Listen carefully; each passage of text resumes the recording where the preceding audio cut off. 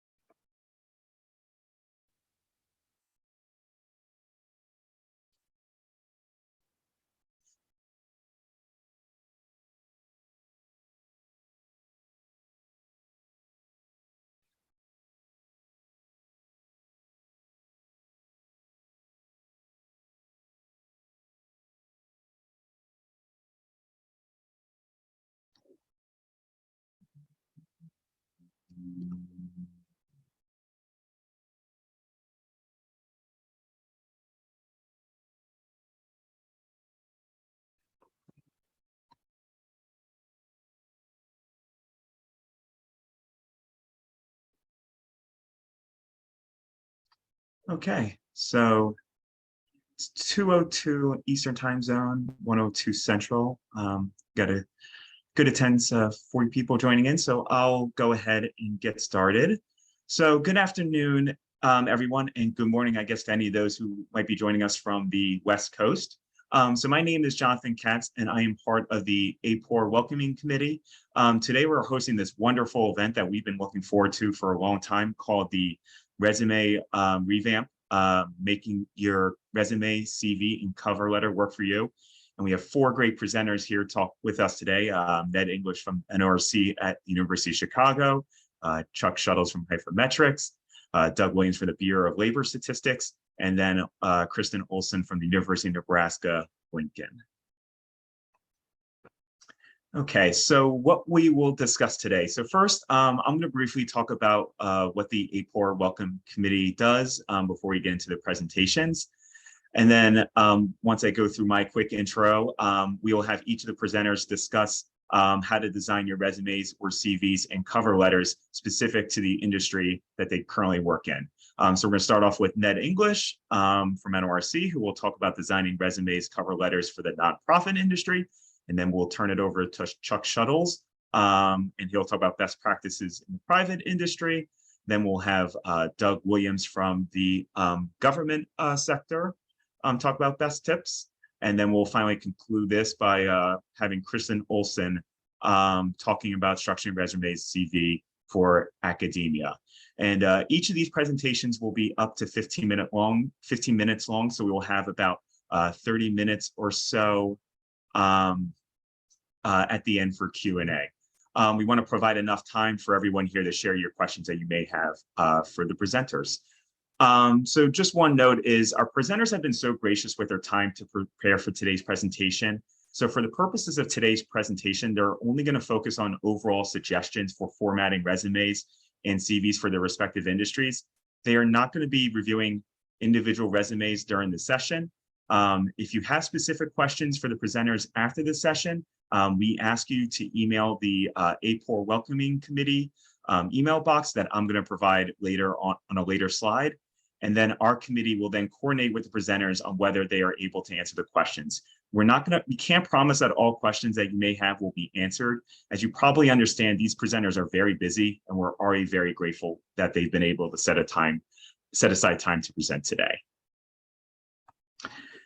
So before Ned leads off with his presentation, I just want to talk about the AAPOR Welcome Committee, also known as AWC, and what we do. We're a subcommittee of the Membership and Chapter Relations Committee, also known as MCR, and I am one of the co-chairs, along with Aaron Fordyce, who is also present during this call today. So what do we do? Well, our goal is to engage both members and conference attendees who are new to either AAPOR or our field, and we also engage with students as well. We have our own Twitter account, so where we will tweet out important announcements and events throughout the year in conference. So please follow us if you're on Twitter. We also host a variety of conference events, which is and we organize two as well, which is the happy hour, the Welcome Lunch, and the Docent Program, which are events that many of you probably have seen on the AAPOR conference registration site. These events that happen at the beginning of the conference are very important, as this gives opportunities for like early career AAPOR folks and students to interact with their peers, and then maybe also possibly talk with more veteran AAPOR members during the conference, serve as like, welcoming them to our community. And we want to make sure that everyone has a welcoming experience to the conference. We also have reserved meal tables during the days of the conference. That lunch is provided to all attendees in the hotel for these early career folks and students to sit in. Based on the early registration numbers, there's been high interest for this year's events. So these should all be very fun events for this conference. And we hope that some of you on this call who are, our webinar, I should say, who are students or early in their career can attend some of these events in May. So with the number of events that we are hosting at this conference and the high level of interest that we have so far in people participating, we are in great need of volunteers to help make sure these events run smoothly. So in any kind of time, whether it's a small or a large amount of time that you can volunteer during the conference with us is greatly appreciated. So we have provided our email address here on screen, and also a QR code to scan for our email if you are interested in volunteering. So please definitely consider volunteering, as it would be greatly appreciated. So, and without further more to say, I will now turn this over to Ned. And Ned, the floor is all yours. Great. Thanks, Jonathan and Aaron, and thanks for putting this together. It's fun to be on a panel like this with outstanding AAPOR folks like Chuck, Doug, and Kristen. So thanks for including me. So my name is Ned English. I'm at NORC. I'm a principal research methodologist there, and I've been at NORC for about 20 years. And you might say, why do they ask the guy who's had the same job for 20 years to talk about this? And the answer is, well, I've had to read, or had the pleasure of reading numerous job applications, resumes, and cover letters, and have had, over the course of my career, the chance to hire in very specific job titles. And so we're going to talk about some of that experience, focusing on not-for-profit companies, but that could be the same, I think, could be applied really anywhere.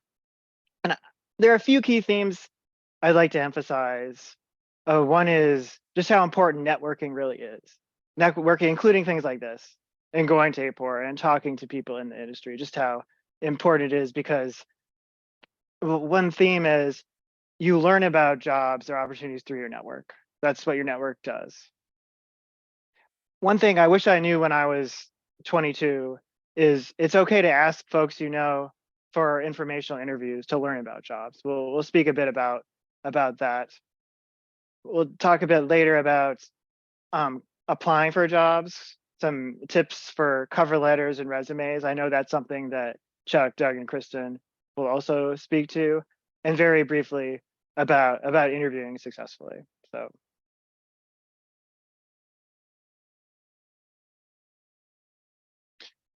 when we talk about the not-for-profit research space, what do we mean about this? I'm speaking specifically to companies like NORC, RTI, RAND, AIR, Urban Institute, Battelle, etc., as well as foundations that may support or conduct their own research. There are numerous foundations like this, or associations that have their own research arm. So often these not-for-profit companies are considered sort of an in-between between academia and a more corporate environment. But that is a generalization that really varies, I think, depending on the place. Key to us, or important to us, such companies tend to hire research staff at all levels or levels of experience. It's not uncommon to hire people with only an undergraduate degree, going up to folks with PhDs, postdocs, and years of experience. And so I think that might be the important thing for us. The first theme I want to emphasize is how important networking is. Here's my personal career path. So when I was 13, my family moved to a new neighborhood in Andover, Massachusetts, and I heard that the local newspaper carrier was going to retire her route. So I said, I'll take that route, delivering the Boston Globe. Then through a friend later in high school, I learned that the local grocery chain, Market Basket, if you're from New England, needed new people to bag groceries. So this is a chance to move up in the world. So I took that opportunity and took that job. Later, early in college, I heard the regional amusement park, Canby Lake Park, was hiring people to work in the office. So I took this job and I had a chance to learn about auditing people's time cards and dealing with payroll, things like this that actually were important. Later in college, that's a picture of McGill University in Montreal down the lower left-hand corner. I took a class with a professor and I was so inspired by his class, I asked him if he needed research assistants for the summer. And it turns out he did. And this is a chance to learn about data collection and analysis on my own as a 20-year-old, which led to going to a specific graduate program at University of Wisconsin. After a couple of years of that, I decided I wanted to move back to a bigger city, but through a friend who had graduated a year before, I heard about an opportunity at a consulting company called Spatial Point. While at this consulting company doing geographic information systems consulting, one of my clients was NORC, who needed help in developing software to create maps for field data collection. This is back in 2002. So through my contact at NORC, I leveraged an interview here. So the point I'm trying to make is none of these were cold job applications. All of them were through some sort of network.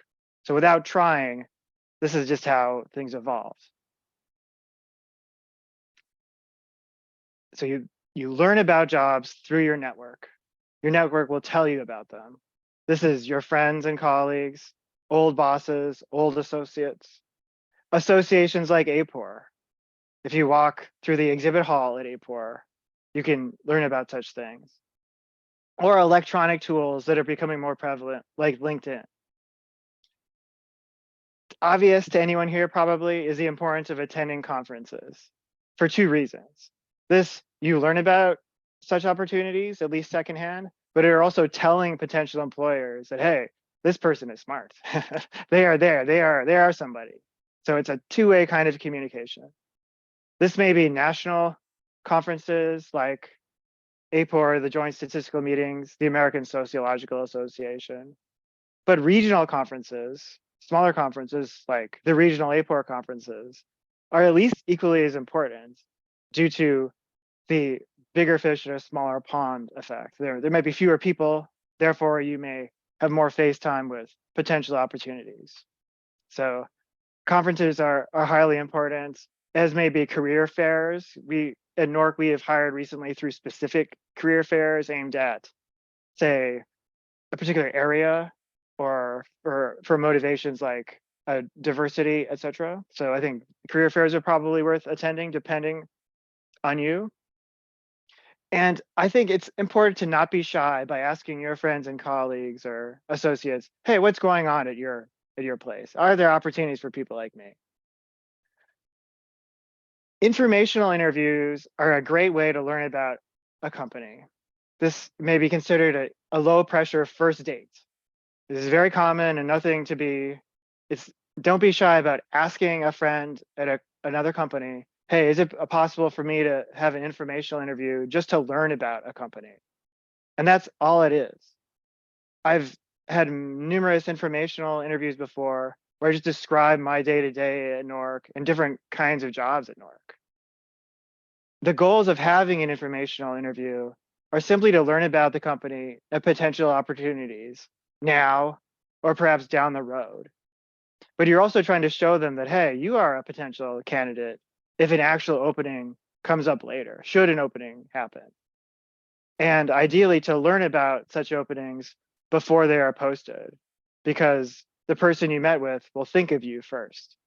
While it's not an extremely common event, I know that I've recommended folks I've had informational interviews with apply to specific jobs down the road. And so my first hot tip for the job seeker is consult your Rolodex, which is a old-fashioned reference to your list of people you know, for what are companies I might be interested in? Do I know anyone there? And maybe they'd spend half an hour with me sometime to talk about potential interviews. That's a low-pressure thing that I wish I knew about when I was 20 years old. They won't say no. Okay, now you've done a little bit of this legwork. How do I choose and apply for jobs? Through the methods I've described. Ideally, you have an insider at a particular place of interest. This is someone you know and trust who works there. The reason is they can advise you on what do I need to talk about in my application? Who are the people who will be reviewing it? What do they care about? Because as you probably know, hundreds, if not thousands of people may apply to an individual job. How do you have a bit of an inside track? The goal of this application really is to get an interview. I think we need to think about this process in steps. So I've identified a job. Now I apply for it. How do I obtain an interview? Well, your tools for doing so are the cover letter and the resume. Each of these is designed to advertise you and your skills to the job in question. And one theme that I think Chuck, Doug, and Kristen will probably also say is it's important to customize your message to each job because each may be looking for something different. And it's important not to seem like you're doing this in a rote or boilerplate fashion. And so before you apply, you need to study the description. Your cover letter and resume need to be customized for the individual job description. Treat it like an SAT or GRE essay question, where the strategy is to read the question first and come up with your points to answer what they're asking for. It's the same thing. What are they asking for? How do I answer the essay question? With what are my skills, experiences, what specific references do I name, or anything that will really answer the profile they're looking for here. And so boilerplate does not help you, and it's really noticeable. Cover letters, I think, get a little bit less attention than resumes, but could argue they're as important, if not more, depending. The goal of the cover letter is to interest you in them and your resume. We need to be concise, short, and catchy and sharp. Why are you the right person for the job? This could be a mix of pros and bullet points, just saying why I'm the right person for the job. Cover letters, they may be more disqualifying than qualifying, depending on the situation. By that, we get lots of applications, and therefore the person who looks good but has typographical errors, well, that's an easy reason to discard them, right? Or poor writing. Please ask a friend or someone you trust to critically read your cover letter and resume, because it's easy to miss typographical errors or just poorly constructed sentences. Boilerplate, like referring to your company, generic phrasing, well, that's noticeable. And I've even seen glaring mistakes like job applications to me that were meant to go to a different company because they named that other company, for example. So this is a deliverable, and I would give it a little more care potentially, but concision or being concise is the most important thing with cover letters, I think. Once you've composed your cover letter, the goal of the resume is to be invited for an interview. In your resume, we are to get across how you're skilled, responsible, dedicated, and outstanding, person who goes above and beyond to get the job done. Be concise. Do not take up too much space. Like if you're an early career person, one page is completely fine. There's no need to expound upon distant or perhaps less relevant experiences. If you're mid-career or later, I would be brief with early jobs and be very brief about your education, honestly. Also, like a cover letter, they paint an overall picture of you as a person. And so they should be adapted somewhat to each application. There's probably less adaptation than with a cover letter, but still emphasizing certain experiences may be more relevant to job A than for job B. In our world, we're in a technical world. And so probably highlighting your technical skills, like software packages you have experience in or programming languages, that's probably important to do. So I recommend definitely doing that. But eventually we want to know, like, if you say you've used a particular software package, did you use it once in terms of a class project maybe, or you actually use it day to day, which are very different things. Action words like led, managed are important, especially for more senior people. But it's okay to say, like, I contributed to something if I'm more junior. It's worth mentioning specific projects, especially in our AAPOR world. People may be familiar with the project in question and describe what you did on it. But like cover letters, I think resumes can be more disqualifying than qualifying sometimes, like with typographical errors, being unfocused, or having basically poor writing. Have a critical person read your resume. If you're still in school, career centers at your university are there to help you. But if not, your friends or colleagues want to help you too. And I'm sure they would be willing to edit your resume or give it a critical read if you'd like. All right, guys, congratulations. You've been contacted by the recruiting person. They want to set up an interview. So interviewing is a, a big skill that takes a lot of practice or benefits from practice. But before the interview, I encourage you to do some research. It's not uncommon to find out who you're interviewing with and do a little bit of homework. What are they interested in? What projects have they worked on? I do remember interviews where they said, Ned, I know this paper you wrote 5 years ago. I thought it was really interesting. That shows something, that taking the time to understand what a person has worked on is important. And it also becomes clear at the interview if they've done any homework, because I'll always ask them about what are they interested in about our place of work? What do they care about? And so in preparing for an interview, it's important to think of what talking points do you need to get in that show how you fit the job description in particular. What are the 5 things you need to tell everyone and need to work in? Much like how if you've watched politicians give press conferences, they always have talking points they work in. They don't always answer the question straight up. I'm not saying be disingenuous, but have a prepared set of themes you need to get across to each interviewer in subtle ways. But too common do I see somebody not having done their homework about having a basic understanding of what, in my case, NORC does, okay? Or like, you need to understand more about what we're trying to fill here, really, to do the job well. So plan for some basic questions. I know these questions can be unpleasant. Why should we hire you? What are your strengths? What has it been a time that something didn't go well? How did you react to this, etc.? Everyone gets these, but have a concise answer to them, I think. And no pressure, but you also need to be likable. And I'm sorry, I don't have much advice for that, but we're always looking for someone we'd actually like to work with. So I think the important thing is if you're prepared and do your homework, you'll feel more confident and therefore come across as more poised and less nervous than otherwise.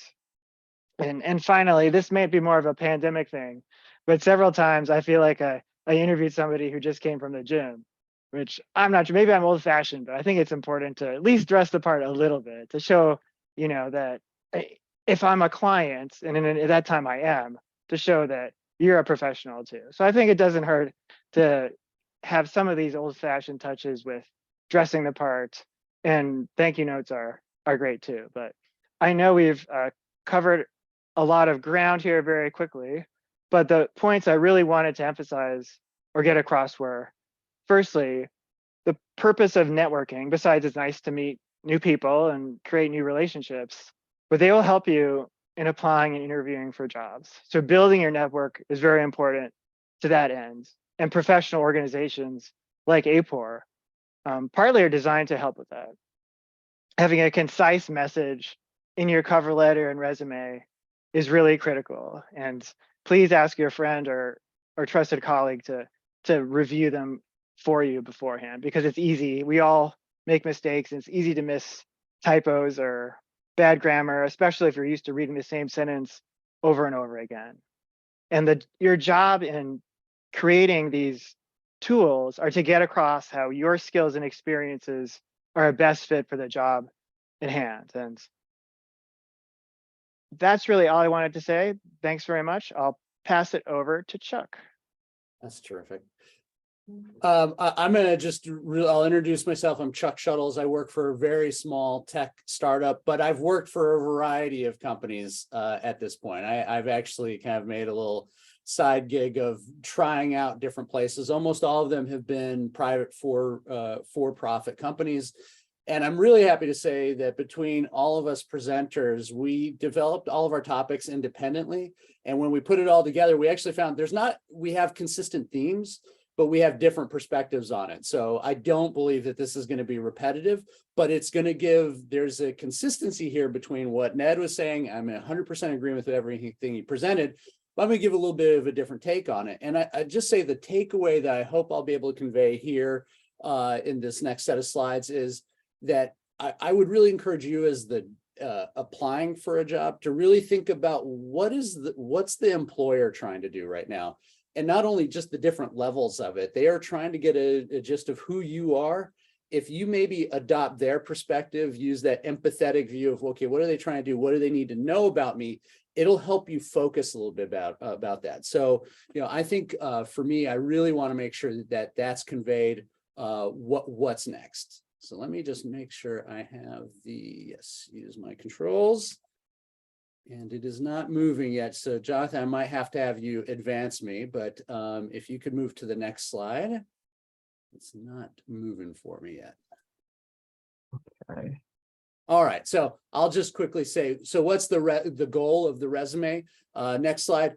Ned was exactly right. You will not get a job off of a resume. It just will not happen. Your resume is really just getting you past the screener and getting you to the next position. So if we could move to the next screen. There we go. Okay, so good resumes. Think about it from the hiring manager's perspective. A resume, they're looking for an overall introduction. They want to know who you are. They want to identify your education. I think as a lot of, for those of you who are, you're applying for your first job, a lot of you lead with your education. That's almost more like a check mark for me. I don't spend a lot of time looking at that. I really want to know what else you've done. So I'm looking for your skills. I want to know what those are. I also want to see a process of progress and growth. And it doesn't just have to be progress and growth through your academic career. You may have been very involved in other volunteer activities, club activities, any of those type of things where if you can show a progression. I was a member of a volunteer organization on campus, but by the time I graduated, I'm actually held several different offices. As a hiring manager, that helps me say, okay, this is someone who wants to grow in their career and they're already showing it, even if they're early career. I would like to see progress and growth. And then just overall, and this is going to be a key element, how well do you match to the job description? And that's an important part for what we're trying to do. And you heard Ned talk about it, but I want to talk about the real tactical reasons why that would be happening. And so if we could go to the next slide. Yeah. So here's one. I love movies. This is Rounders with Matt Damon. And really, there is a very specific type of technology. We've heard a lot about AI recently. Well, AI is in the job hunting process right now. And the axiom in poker is you don't play the cards in front of you, you play the person across from you. And so in this situation, I'm wanting you to adopt this sense of what are employers doing these days? And very specifically, your resume is being run through, and every employer now has this capability through accepting job applications through LinkedIn, Indeed, Ladders, all of these things. When you're on the hiring manager side of things, you will only be forwarded the resumes that have the highest relevancy scores between the job description that I put in as the hiring manager, and I've highlighted key terms and I've really ranked what are the most important things to me. I will never see your resume if you don't have a very high relevancy score, and it's just based on an AI, and it goes a little bit beyond just word matching, but the relevancy score tells me, how close is this resume to what I'm looking for? And a real good example here is in your resume, you wrote out statistical analysis, but in the job description, when they were describing what they're looking for, they were looking for someone with advanced data analytics. Maybe the AI might say it, but wouldn't it be just a lot easier to write out advanced data analytics in your resume? And that's what you really, when Ned was saying, match your resume to the job description, at a very tactical level, you're trying to beat these applicant tracking systems, or at least game them. Next slide. So, really for us, the next thing to really think about in each job description, and there it is. Now I see I now see what I should be clicking on. So customize a resume for each job description. Look at the browsers at the employer's website and job description. You're not only just looking at the job description, but figure out who they are, what they put out there about themselves. And you can start picking up keywords and phrases that the employer uses to describe themselves. They might even say, you can actually even get down to maybe the department that you're looking at. They talk about what they do within the company. Understanding what they're talking about really helps, and that can help you do that customization of the resume. What am I looking for? And then just some very easy things here, match style and usage. If they write, if the job resume has the number 3 and years, don't write out the word 3. If the resume says analysis of variance, don't write ANOVA in your resume. And then, you also do not want to be so blatant as just packing in words that don't make sense. In the end, if it's going to land in front of a hiring manager, it still needs to be organic. They need to understand who you are and why you're a good fit. I'll go over this just very quickly. What I have actually found is that at the base level, especially for entry-level positions, because private industry, there are so many different varieties of positions and missions that certain companies may describe the exact same entry-level position, but just use different terminology for them. And so I pulled out 2 what I consider to be very similar job descriptions, but they use different terminology between a small boutique research firm that was into reputational analytics versus a very well-known large tech provider who's used as a user experience researcher. At the end of the day, those are maybe the mission at a high level is different, but at a base level, what are the skills that they were looking for? They just described it differently, and becoming a little bit, you need to read a lot of job descriptions and kind of get a sense of what those differences are. But you might see that, one firm might say, hey, we're looking for someone with social media and listening and analytics capabilities, where another firm might say, we're looking for people who have focus on our user. One company might say, we're looking for media analysis. Where do people get their information? Another company might say, hey, we want to create an understanding and an empathy about user needs. And so those are similar skill sets. How do you figure those particular things out? But how they're describing it is different. And just kind of understanding that and kind of decoding what the employer is looking for is important. So I'll just say, I'm going to make a case for the cover letter for me in particular. And I do believe everyone will be able to get these slides, but, if you look in really closely, this is a cover letter that I use. And I like cover letters in this particular situation because in the opening paragraph, I'm mentioning what position I'm interested in, but I also start looking at the 2 or 3 high-level skills from the job description. They say, hey, this is what this job's about. I kind of paraphrase it back and put it in that intro paragraph. I also talk about how, hey, I feel like I'm a good fit to this company's mission or this department's mission to provide best-in-class client insights. I repeat that back, but then I'm very strategic when I'm looking through the actual job resume, and I like to pick out the 2 or 3 things where I think I am the best fit to that position, and I really want to call it out so that they don't have to look over my entire resume to find it. I want to say, if you're looking for being able to build robust research and actionable analytic and insight capabilities, I want to give you the 3 points on why I think I'm a great match on that thing specifically. So it's in a way I'm already setting up, you want to hire me because I nail these things here. And it allows me to give a better narrative.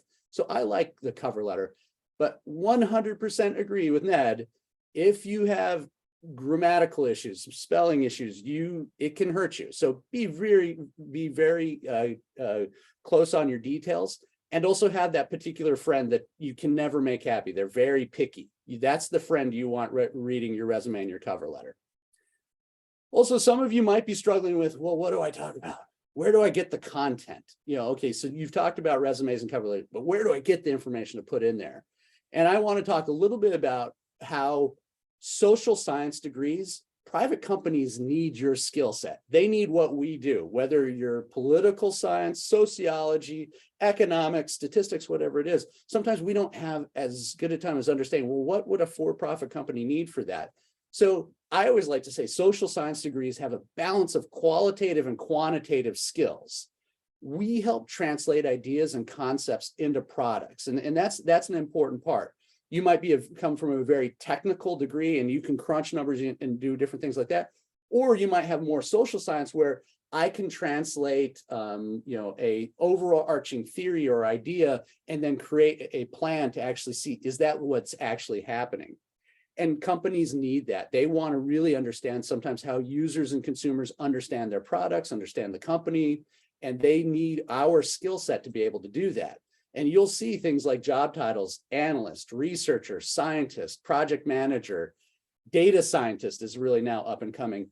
Insights is a term that's really been kind of taken. We used to just say survey analytics or surveys or research. Now insights is a real keyword that a lot of people are using that. Don't shy away from some other things. Folks who do product development and application development, sometimes they're still trying to figure out how they develop these cool things, but they need to really interact with users and consumers to understand what those things are. Okay, and then I'm going to just say, let's talk a little bit, think all the way next to the interview. How can you be ready for that? The resume is going to get you ready, is going to get your foot in the door, but now you're preparing for that interview. What can you do to be prepared? I'm going to just throw it out there. Looking at what is the hiring manager needing to understand, oftentimes I'm trying to think, well, what is it that I need to address on the job description?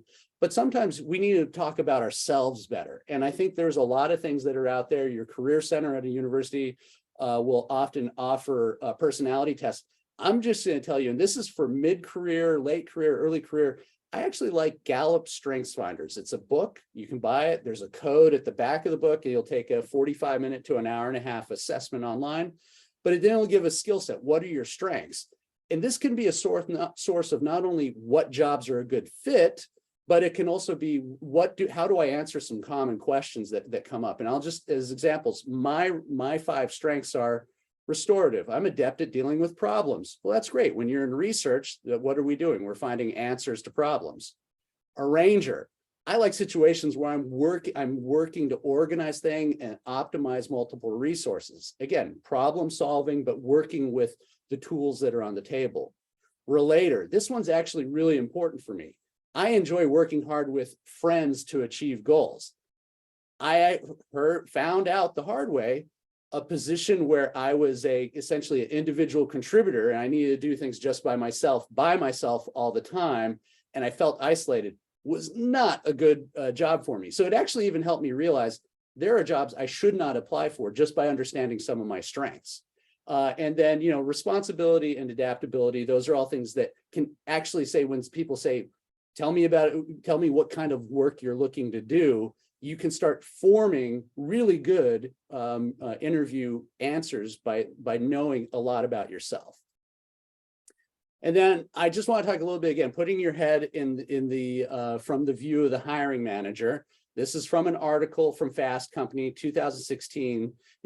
Getting a degree is just an entrance fee. That's what you need to get in and start playing around.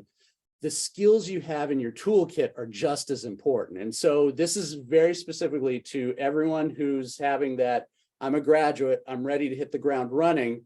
Most graduates, 90% of graduates are like, yes, I'm ready to do this job. I'm going to tell you, only about half of hiring managers agree. And that's why there's that classic, you need 1 or 2 years of experience to apply. It's because hiring managers say, oh, I hate having to teach a bunch of basic skills.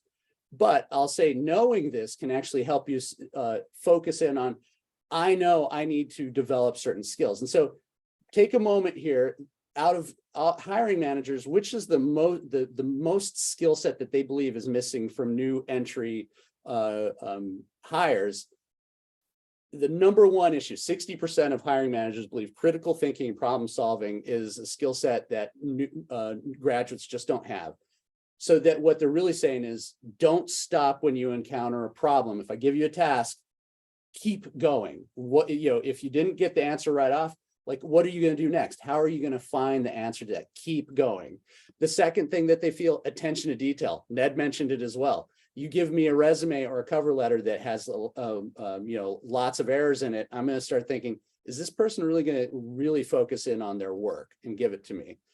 Communication's another one. That's a learned one. Leadership skill, ownership, and writing proficiency are all kind of similar, but knowing that might be a question in your hiring manager's head, maybe be ready to have some answers on how you will really develop certain skills, and knowing, hey, I will solve problems and I will keep going. I'll educate myself, really can help proactively address some hiring manager concerns.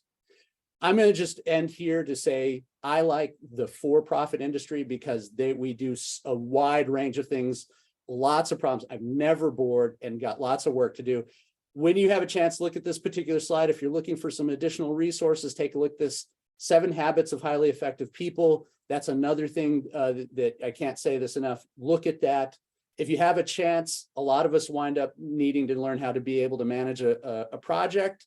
Intro to accounting. A lot of us have to build budgets. That if you're still in school and can take a class, take an accounting class. If you can do anything about law, a lot of times private industry means you have private contracts. And there was one other thing here on some other tips, and I'll just say, check your public profile. Do a Google search on your own name and make sure there's no negative pictures out there or any other things that people might form a wrong idea about you. So I'll stop here and I will pass off to our next person, Doug.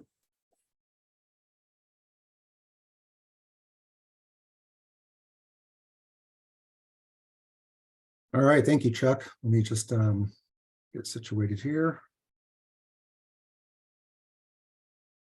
So, with a quick, brief introduction, I'm Douglas Williams from the Bureau of Labor Statistics. I'm a senior research survey methodologist. I've had the opportunity to serve in the private sector, like Chuck, for 19 years, and I've been in the federal sector for a little over 2. In that time, I've been through the federal hiring process. I've served as a hiring manager, and I've also served as a subject matter expert. And I guess with that, it's probably helpful to take a step back and give a little context to the process of applying and going through the federal hiring process. That there's a lot of similarities, but it's also very specific. That when you apply for a job, there's an individual, it might be an HR officer, or it might be a subject matter expert that is reviewing your resume. They're not reviewing your resume for whether you're the most qualified, you're the best candidate. It's just whether or not you're minimally qualified. It's almost like what Chuck described. Do you have some of those key terms? So you may have someone who knows absolutely nothing about the job that is reviewing your resume to see if you're going to get referred to the hiring manager. And I would say, at least for the jobs that I've been involved in, maybe about 25% to 30% of resumes actually get referred to the hiring manager. The hiring manager never gets to see them. They don't know who applied. They're just lost. And a lot of times it's due to simple mistakes. So let me jump in and start with the place you're going to start, which is the website USA Jobs. This is the source for all federal employment. A lot of what I'm going to be describing is what I consider typical. The federal government is huge. It's a number of different agencies, so there obviously could be differences in what each agency does. But you're going to start at USA Jobs in order to identify employment opportunities. There's also a lot of great resources here. A lot of what I'm going to share is available in FAQs or help tips on USA Jobs. One of the benefits here that you want to do is, if you are interested in a job, I would encourage you to structure your searches. Job titles in the federal system are standardized by the Office of Personnel Management, so you want to get familiar with those. Like, I think data scientist is a new one. Before that, it was operations research analyst. So that's what you want to search for.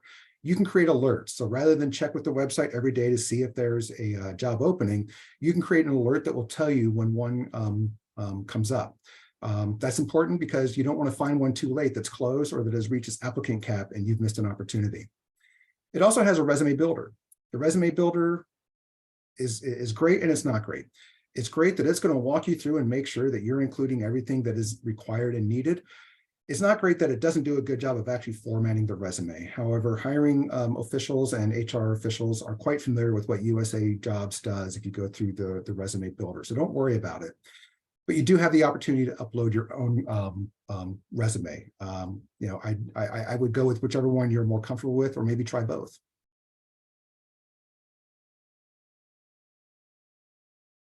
Lost control. There we go.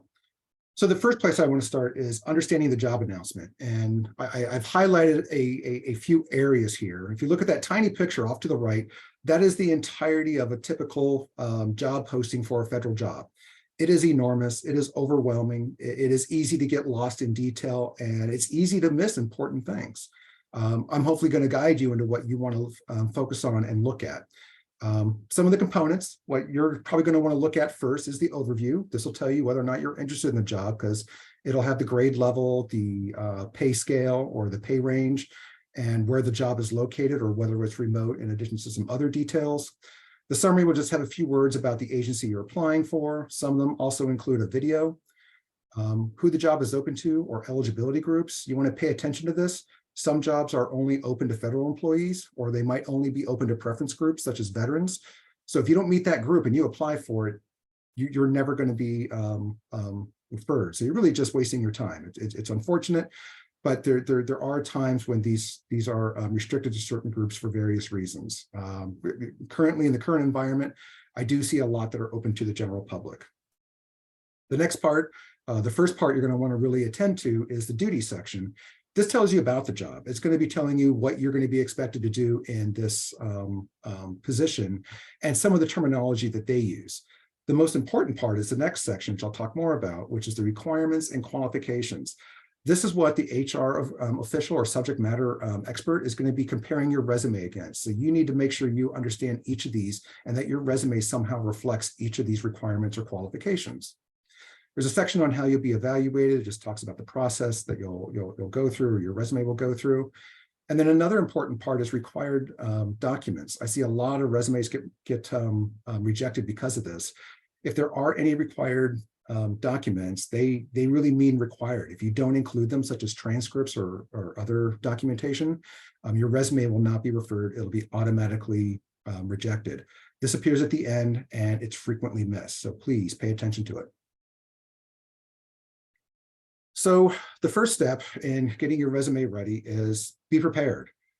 As I just reviewed the job announcement, you want to make sure you have a thorough understanding of that job announcement. You have gone through. And as others have said, you want to take the opportunity to tailor your resume to the job announcement. What you're doing is you're making the HR official's job as easy as possible to identify you as a qualified candidate. What you might want to do is actually take a step, open a Word document, or if you're old school, get some pencil and paper. Consider listing all the requirements, go through those requirements, go through the duties, and pull out and list them so that you have a checklist and you can go back through your resume and see what you've covered. When it comes to qualifications, these can be structured in a number of different ways. It might just be you're required to have a certain number of years experience at an equivalent level. There also may be what's called a basic requirement and specialized experience. This is for positions that are what we call career ladder, meaning it might be advertised at the GS 11 level, but also at a GS 12 level. And specialized experience is going to put you at one of those levels. And so this will be something that the HR official will specifically look at and see if you're qualified for that level. For those positions, you can actually apply to them twice, once at the GS 11 and once at the GS 12. And that also means you have the opportunity to be promoted within that. The educational requirement, I'm going to go over that separately because for federal resumes, it can be quite detailed. But as you're going through it, you want to identify terminology. I think this is what others have said as well, and make sure you're using the same terminology. If a requirement says you need experience with Python, don't say you have experience with machine learning. If it says it is looking for someone that has experience with Bayesian modeling, do not say that you have experience with advanced statistical models. Call out what you have specifically done that is also called out within the job announcement. Again, I can't reiterate this enough, but your resume needs to specifically address every required qualification. Otherwise, there's a high potential the hiring manager will never get a chance to see it. Next one is organization. I won't spend a lot of time on this. I'm not even going to cover CVs because the CV format just isn't going to work for a federal resume. The focus is really on your skills and your experience and how those map to the qualifications. So you want to follow more a resume format. I have sort of a organization listed here that I've typically seen or that I've used based on where you're at, whether you're early career or mid-career. You might, for example, move education lower if you're more late career, where your skills and work experience are going to be more important.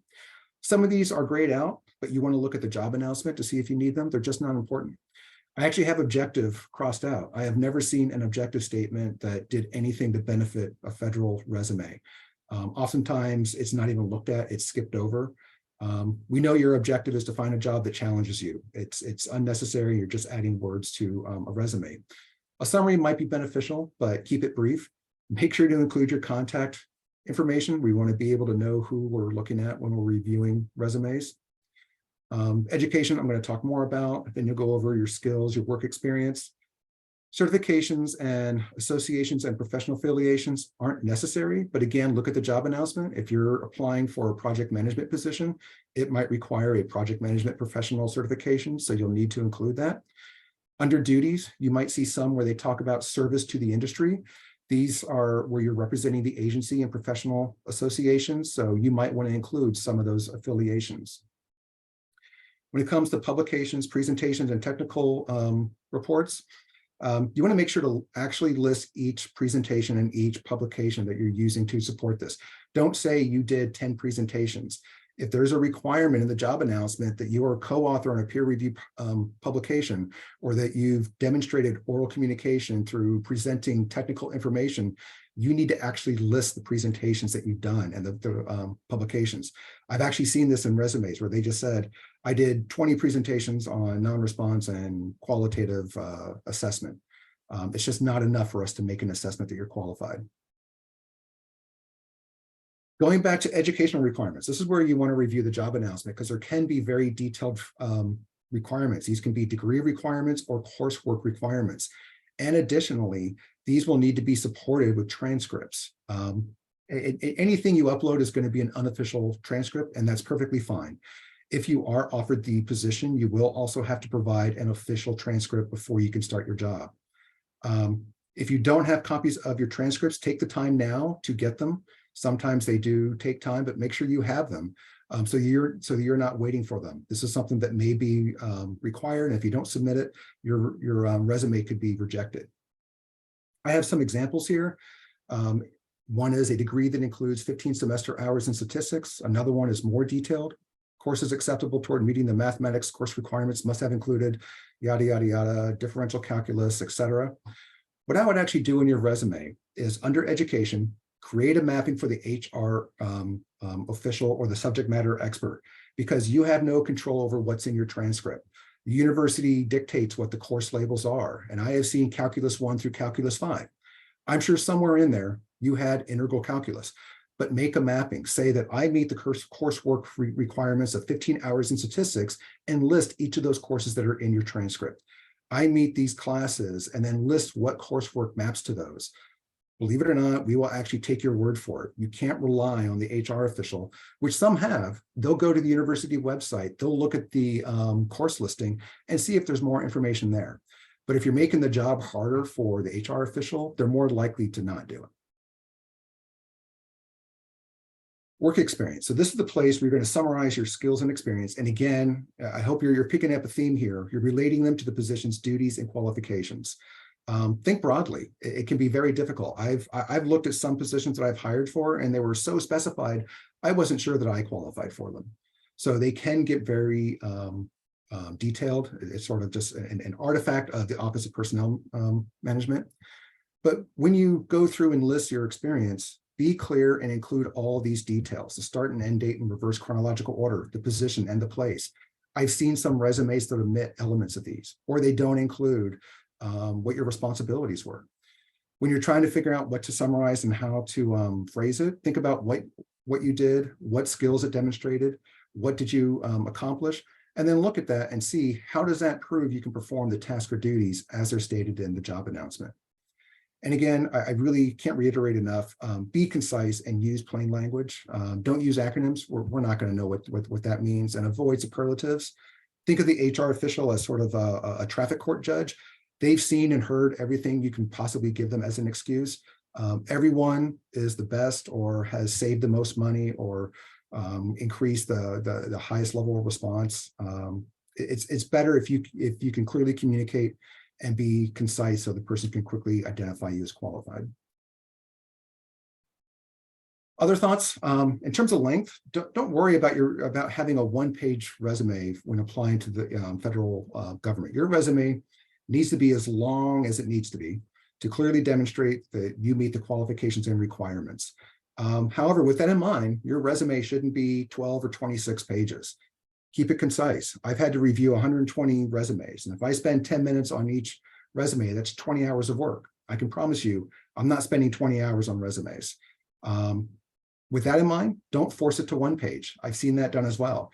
It can look very dense, or it's missing a lot of information. If you're putting it into one page, you're probably not showing that you meet all the qualifications. You saw how long that job announcement was. So just imagine your resume is probably going to be a little longer than one page. As mentioned earlier, you want to take the time to pay attention to detail. So after you've constructed your resume, set it aside, come back to it in 24 hours with fresh eyes. You'll see a sentence that didn't make sense, or you'll see a typo that you missed.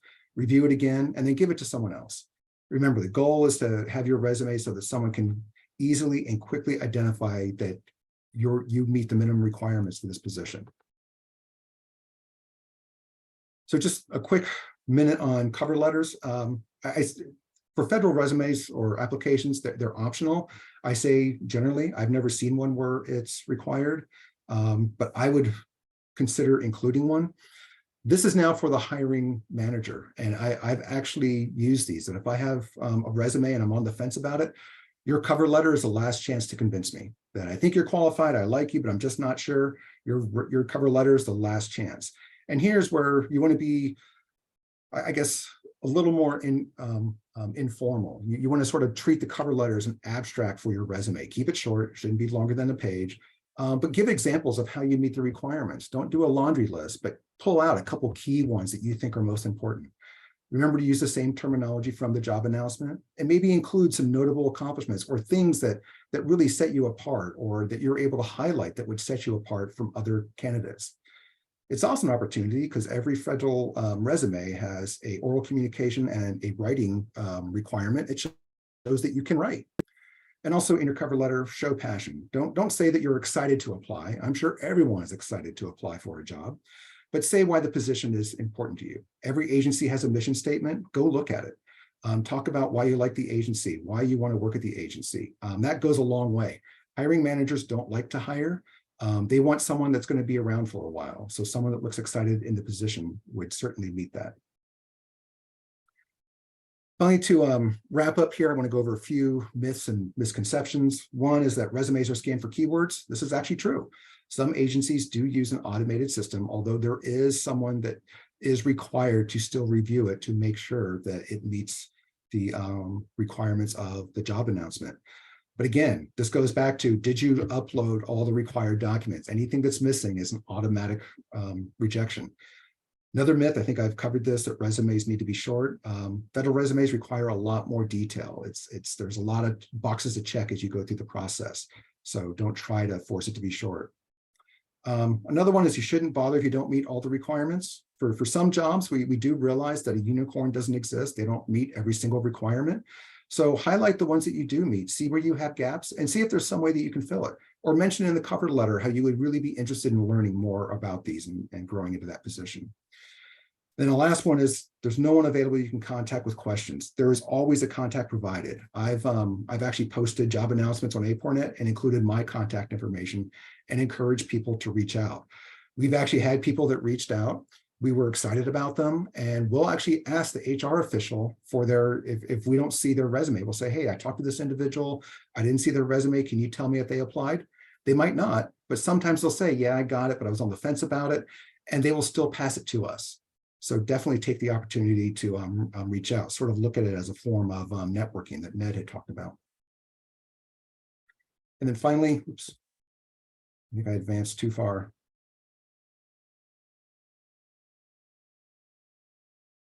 I know maybe that's Jonathan's way of saying I'm out of time. The last one I'll go over quickly are common mistakes. I think I've gone over a lot of these. Not taking the time to review the job announcement. It's very important you do that. Not appropriately describing your job experience, not uploading all the required documents. This last one is assuming the HR reviewer or subject matter expert will take the time to infer how your experience meets the requirements. To put it bluntly, if it's not clear in your resume, the HR official is going to assume it didn't happen. And then procrastinating. I didn't get into this, but some jobs have application limits. I've had one where there's a limit of 50 applications and it was met. It was open for 3 weeks, but the limit was hit within 4 days. So the job announcement closed and some people missed out on it. So be prepared in advance. Have a core resume ready that you can just tailor. With that, I think I'm over time, so I will turn it over to Kristen. Thanks, Doug. So I am going to take a slightly different approach here from my colleagues who were really focusing on the use of resumes.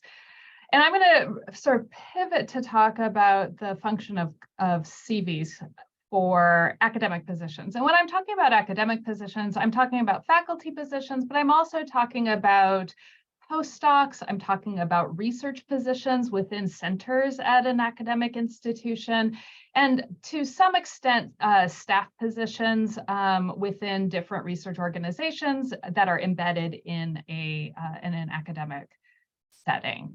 So I want to just highlight that CVs are really quite different from resumes. The goal of the CV is to document that you have expertise and experience with the things that are being done at an academic institution.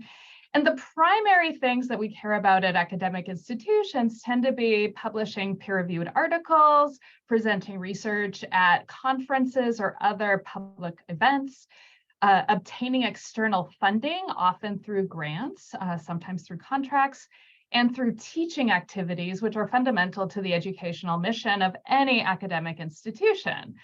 So when we're reviewing CVs and when you're putting together a CV for the purposes of an academic position, they will be long. They're going to be much longer than a traditional resume. A good CV is not 1 page. And it is going to contain fewer details about individual job duties and responsibilities, but more details about your accomplishments within the research, teaching, and service areas. There are actually 2 common types of academic CVs, and they really depend on the kind of job that you're applying for. If you're applying for a research job, then you will put together a research CV. Now, what that research CV looks like is going to depend on the research job. If you're applying to a faculty position where the primary responsibility is research, then you'll have a research CV that will emphasize the work that you have done in the areas of research. And I'll get into more details about that.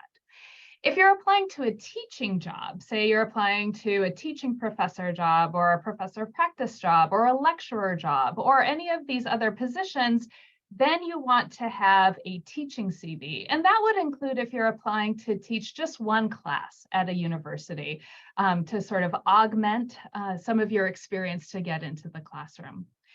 The individual formats of CVs vary pretty widely by discipline or field. And so how the layout and formatting of references and whatnot is set up really depends on what field you're looking at. But all CVs start with a common set of information: contact information, education, and employment. So I'll talk a little bit about each of these and then go into the sections of the CVs. So the first thing that you want to start with is your contact information. Here, for example, is the top of my CV. As everyone else has said, you want to include contact information. What does that mean in an academic context? Well, obviously, you're going to include your name, your address, your phone number, and your email address. But in an academic position, and probably for some other jobs, you'll want to include other ways for people to find out who you are. So if you are applying for an academic job, create a Google Scholar page. As long as Google Scholar exists, it is a great resource to communicate you and your information about your publications, your conference presentations, if they are available through some indexable website. And it allows you to have a very quick and easy way to reference all of your publications with links to, Google will link them to the publication itself and give you citation counts. These are all really important things for an academic position, and just let Google Scholar do it for you. Many people also have a personal website. If you do, put it on the top with your contact information. If you have a personal website for your academic work. If it's simply a personal website where you have a side business, where you sell things on Etsy or other things, that doesn't need to be on your CV. But if you have a website that contains information about your research and teaching, be sure to include that. And then there is an identifier called an ORC ID, which is a unique identifier that gets linked to you as somebody who publishes. And if you have that, put that on your Vita as well. The next thing that comes up in a CV is your education. List your education in reverse chronological order, provide the year, the degree program, the field from which you graduated, the program in which you graduated, the institution, and the city. If you're applying for an academic job, any honors that you received at the time of graduation are relevant. So for your particular degrees, there may be different types of things that you want to highlight. This is important for an academic position to make sure that you meet those minimum qualifications of PhD in hand or PhD in progress, or a master's degree, depending on what the position might be. But it also helps communicate, as Ned was saying, the professional network in which you were brought up in your academic training. And so your job that you're applying to knows that you're going to get references. We know where you're going to get references, probably from the people you have gone to that have been faculty at the school that you went to school at. And so this just cues us about who what that university is likely to be, as well as what educational tradition or types of things that you might have learned from going to school at those places. The next thing that you're going to list is your employment. And again, you're going to put those in reverse chronological order. Some of these, some CVs label positions separately between academic positions and employment. That's what I do in mine. I label my academic position separately from my other jobs that I've had outside of academia. If you have had a postdoc, that is sometimes labeled in education and sometimes in employment. It really depends on you and the field of study. Put your most current position up at the top and the most distant position down at the bottom. And sometimes as you get farther in your career, those important service roles become part of your position, even if it's not a job. And so those are communications about what you've done. You'll notice that in an academic CV, you don't detail the responsibilities or roles of those positions. You just list them out and tell the people what you're doing, but not what you did during those jobs. Okay, so that's the front matter. That all takes up the first 3 inches or so of the top of a CV. What comes next? Well, it really depends on if you're applying for a research position or a teaching position. If you're applying for a research position, you start talking about research first, then your teaching experience, and then your service experience. If you're applying for a teaching job, you start with talking about your teaching experience, then your research experience, and then your service experience. Those are the 3 components of a faculty member's job, and those are the 3 things we're looking for when reviewing applications for faculty positions, postdocs, or research types of collaborators. So what goes into a research section of a CV? There's so many things that make up research. So the biggies, of course, are grant-funded research. Either current grant-funded research or past grant-funded research include the grant, the granting agency, the dates, and the amount for which you were awarded external funding or internal funding. And then publications. And publications need to be divided into scholarly monographs or books, peer-reviewed journal articles, peer-reviewed book chapters, and then everything else. And everything else includes non-peer-reviewed articles, encyclopedia articles, book reviews, technical reports, or proceedings. Those all constitute non-peer-reviewed journal or non-peer-reviewed publications. There's a variety of other things that constitute research, including providing publicly available data sets and code for replication, having papers under review, having working papers, the different types of presentations that one can give, either being invited to give a presentation or giving just a regular conference presentation, other types of conference participation, moderating, discussing, being a roundtable leader. As well as other opportunities that may come along your way, such as winning fellowships or awards or honors. Those all go into the research section of the CV. If you have engaged in other additional training, you've taken short courses, you've gone to ICPSR for the summer, you've done some professional skills development, those also go into the research section. This is your currency as an academic applicant, is communicating that you have the capacity to keep doing what you're going to need to do to continue to generate research. And so putting each of these different pieces on your vita is the way to communicate that. Oops, the teaching section goes into detail about your teaching experience. Now, the level of detail really depends on whether you're applying for a teaching position or not, and that includes applying simply to teach one class at a university. What you'll want to specify are the areas of specialization in which you can teach. So can you teach in sociology? Can you teach in quantitative methods, for example, in research methods? Can you teach in gender, in family, in health? The kinds of areas that might be subcategories within your disciplinary home. If you have taught classes as the instructor of record, you will want to list what those are: the class number, the title, the level, which semesters, how big it was, and what your role was. If you were a teaching assistant, you'll want to do the same thing. And then there's a variety of ways to demonstrate knowledge and expertise related to teaching, which includes teaching related textbooks, publications, awards, presentations, professional development, and mentoring of students and supervision. If your early career, say you're still in grad school or you're in a postdoc right now, if you're mentoring students in your role as a graduate student or as a postdoc, it's important to list that too, even if it's not a formal mentoring kind of role where you're a faculty advisor for somebody, that it shows that you've got that trajectory that's going to continue, have the potential to continue into your future career. Okay, and finally, the service section of the CV is where you communicate that you're a good citizen. Good citizenship is being involved in organizations like AAPOR, but it also is being involved at the university, college, or department level. And these are often divided into groups of national service, more local service, which is university and college or in department. If you have done peer-reviewed journal articles, that counts as service. That goes under editorial service. And what you'll do is simply list the names of journals that you have provided ad hoc peer reviews for. And all of these different types of service will vary, and they should be job relevant. Again, we're looking at the service section as, are you helping out with the more general community of scholars that you want to engage with?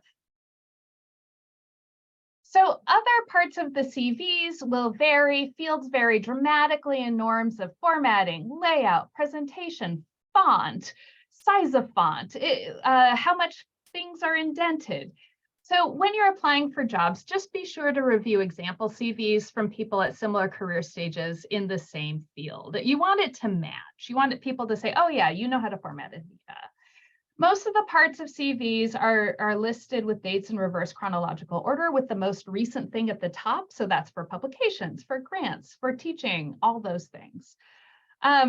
Most scholars don't number their publications or presentations, but some do. It varies by field. And it is important in an academic CV to list the professional associations for which you are a member. That usually just goes at the end and you list those associations. Non-academic positions can be listed in employment or in a separate related experience section. I worked for a few years before I went back to grad school, and so those jobs are listed separately on my vita. And because academic vitas get updated, hopefully fairly frequently, it's common to include a last updated date somewhere. I want to talk a little bit briefly about cover letters for academic jobs, and then I think we'll have a few minutes for questions. Academic jobs are typically have about a 2-page cover letter for early career positions. And the important part of that cover letter is to communicate how your research and your teaching fit within what the department has listed in the job ad. So just as Doug and Ned and Chuck have all said, read the job ad, read the job ad. It is important to provide more context to your work through the cover letter. CVs don't include descriptive words, right? It's just a list of things you have done. And so the cover letter is the place where you provide descriptive words for an academic position. What's your research about? What kind of methods do you use? Why is your work important? If the job requests a writing sample, which most do for more advanced positions, then your cover letter can help contextualize that writing sample. Has it been published in a peer-reviewed journal? Is it under review? What was your role if it's co-authored? If you have received external funding from a granting agency, whether it is a federal agency, a foundation, or even your university, be sure to mention that in your cover letter. We are looking for people who can fund their research. That's probably true across all of us at some point. And so being able to say, I can write proposals and get funding for my research is a really important thing to communicate. And then where do you see your future self going? Not in terms of your 10-year plan, but for the next 5 years, where's your research going to go? Where's your teaching going to go? And how does that fit with what you're doing? The cover letter should have a professional tone, not a conversational tone. And as others have already said, the most important thing about your cover letter is to state how you meet the job's minimum qualifications and preferred qualifications. If for a single position, we have hundreds of applicants, which can often happen, then the easiest way to narrow down the pool is to omit people who don't clearly meet the minimum and preferred qualifications. Even if you think you do, you have to tell us that. And so those are really important things to review and make sure you address somewhere, either in your vita, your cover letter, or both. For academic positions, whether they're research positions or faculty positions or teaching positions, the cover letters are one piece of written material, but you often will be asked to provide a writing sample, a research statement that describes your more general research trajectory, your teaching statement, which is your teaching philosophy and experience, and sometimes increasingly a diversity statement, which is how the work that you're doing is contributing to the DEI mission of the institution. So be sure to read what is required when you apply for a job and fill all the different pieces as you're doing that application. Because as others have already said, the easiest way to get omitted from a job search is to not have a complete application. So with those pieces in mind, I think we're at time for Q&A. All right, it takes us to the end of our presentation. So I just want to say thank you so much to each of our presenters. This was an amazing presentation. Thank you so much for your time. As a reminder for everyone, we are recording this session, so we will be sharing that afterwards. But we're going to jump to Q&A. So you'll see at the bottom of your screen, you can enter any questions that you might have. And of course, if you have a question that's specific to one of our presenters, just make sure to specify that. Hey, Aaron, I know that in the Q&A, we did get a question about if there's a choice between submitting a CV and a resume, which route should you go? And I'll give my answer. I think Kristen covered it perfectly, what the differences are between it. I will say even in private industries, it just depends on the job that you're applying to. Some jobs might offer CV or resume, but I always look at like, well, what is it that they're trying to do here? And there are private industry jobs where it's like chief research methodologist, or they're really looking to know what are your project chops like. They want an in-depth explanation. That's probably where I would make that choice, is like, okay, this is probably more of a CV. They want more substance right off the bat to address that. But I will also say in private research, oftentimes, if it's for profit, there's just not a lot of time to review in-depth information. So agree with Doug and everybody else, be the appropriate length. You don't have to artificially mash it into one page. It can be 2 pages, but be aware of what all the things that are tugging on a hiring manager's schedule to make that decision. Do I want to be concise? Do I want an expanded format or not? And Chris, I don't know if you have anything else you want to mention there, because you covered CVs so well. I would agree with you. I think if the position, it says submit a CV or a resume, look at what they're asking you to do for the job. If it's asking you to publish and present things at conferences, you want to demonstrate you can do that. And so probably leaning towards a format that emphasizes those parts a bit more. But a resume can do it too. It just would be longer than a page or two. And I will actually make another pitch. The reason why you might want to maintain a CV, but you might never submit it, is throughout your employment, the CV format, as Kristen just laid out, maybe you might not submit that because you're trying to be concise, but as a parking lot for all the stuff you do. And that's a big thing when you start working, especially if you're doing project after project, you will start to forget all the things that you've done. I would make a habit of just kind of writing down, oh, hey, I just finished a major project. Write a paragraph about what it was, park it in the CV, because somewhere down the road, they might want to know, when have you done something like this? And pulling it out of something that you wrote in the moment is going to be a lot better than trying to scratch your head and remember, when did I do that? And so I'll just say, maintain CV is important, even if you only ever submit resumes. There is one question that I actually had that I want to ask for each of you. And you guys kind of touched on this a little bit. If you had to say, what is the one biggest error issue that you keep coming across with applicants? What would that be? That you just see it and you're like, oh, again. So I'm going to start with Kristen. Let's start with Kristen. I would say there's sort of, they fall into the cover letter doesn't allow us to move forward with an interview, right? So we can't move forward to talk to somebody if they're not meeting minimum qualifications.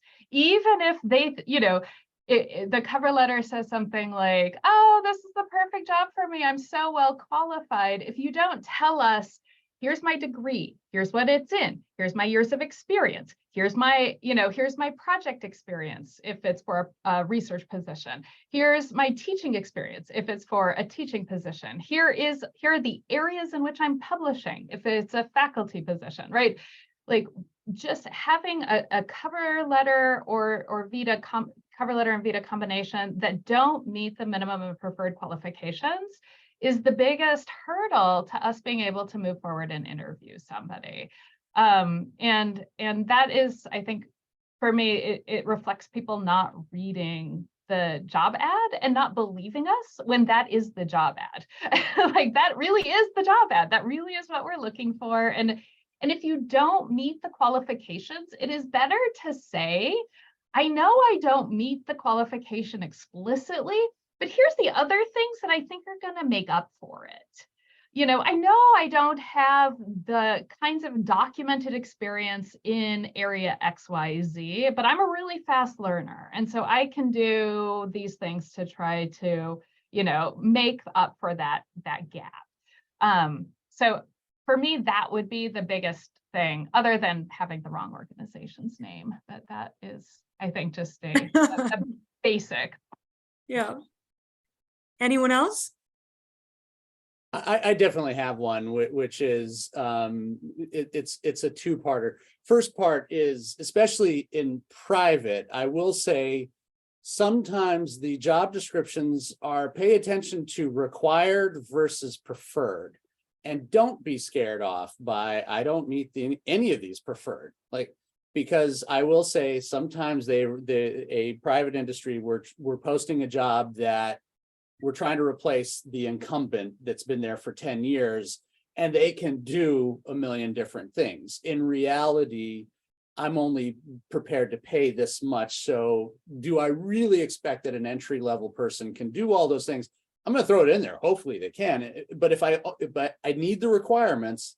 But if I'd say swing for the fence a couple times, And the second part would actually be, and this is a bit of a generational thing, and the topics that I covered kind of betrayed this a little bit. A lot of people, I've talked to when I'm having these chats at AAPOR, and they're like, I don't know what to say during the interview. I only did this in school. I'm like, okay, well, tell me a little bit about what else you do.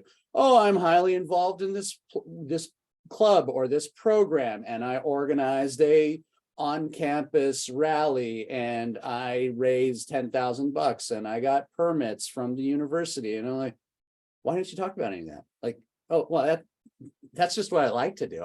Why would I write about that? Like, because that's doing a job, that's communicating, that's getting these things done. And the fact that you did it as a passion thing, hey, I'm going back to what we were all saying. I want to kind of get to a sense of who you are. Don't forget that all the things that you do just because can translate into something that I as an employer would be really interested in. But I think sometimes for whatever reason, we get this tunnel vision that why would I talk about that? So look at your whole life. You do lots of cool stuff. Talk about it. All right, we got a question that just came in. So it says, what advice would you give to someone about to earn a PhD in the social sciences who is planning to transition to the nonprofit or for-profit research sector? How might you pitch your research background as relevant work experience? Speaking for Chuck, I think it might be a good exercise to print some job descriptions for recent job postings from places like NORC and RTI and others, and just line it up with what you've done. I think it might be easier than you think from experience that you've have, technical experience. If you have a PhD in the social science as well, you have a lot of the experience that Kristen has described. Maybe you've organized classes, you've probably published a couple times, maybe you've written grant proposals before. You definitely have some technical skills. So it might be easier than you think. But Chuck, that's partly to you too. Listen, I'll address this too. I've actually had a mixture. I've worked with some PhDs in private industry that, just knocked it out of the park. They're terrific. And then I've had some others that have struggled. And I think the newly minted PhD, I've met a few who have come in and saying, I have my PhD. Ask me the questions. I'm ready to answer. I'm like, no. You're running a project.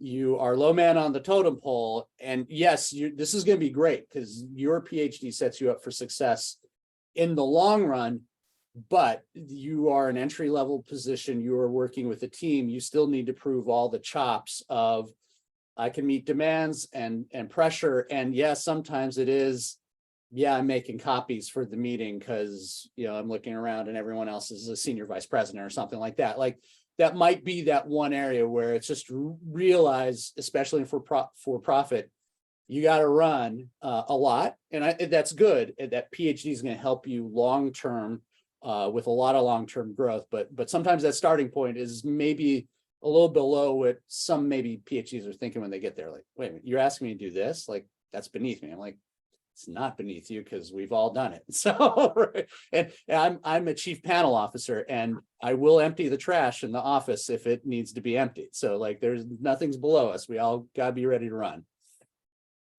Well, I would also say, think about the classes that you've taken. Think about the technical skills you've gotten out of the classes. Think about the writing skills you've gotten out of the classes. Think about the critical thinking and problem solving skills you've gotten out of the classes.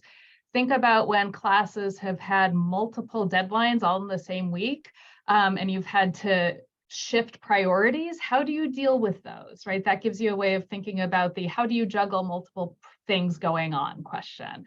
Think about when you've had to work on a team and you haven't liked one of your team members. That gives you the how do you deal with difficult people question. So there are a lot of situations that exist as you're going through a PhD that may exist as you're going through a PhD program that can be particularly useful. And then all the teaching experience, if you have teaching experience or conference experience, is also relevant to talking with clients or making presentations about an idea. Those are all things that are not, that have analogs into an industry kind of a setting. I know we're just at time, but I just want to ask this one final question because I think this is really good. So do you think it's okay to approach someone at AAPOR to learn more about their job or organization, or is it better to save that for the speed networking session? Sure, I'm happy to. it's an unqualified yes. We all want to, if you're interested in what I'm doing, I'm happy to talk to you about it. I benefit. AAPOR is the best opportunity I've ever had. And I want to make another pitch. Jonathan said it. Volunteer, because you're going to be working alongside a lot of people that appreciate. Here's someone who's interested. Yeah, I'm happy to talk to you about it. All right, awesome. Well, thank you all again so much. Thank you all who attended today's session. We will be sending out the recording probably in the next couple of days, so be on the lookout for that. But thank you all again, and we hope to see you at AAPOR in Philadelphia. Thank Take you, care. everyone.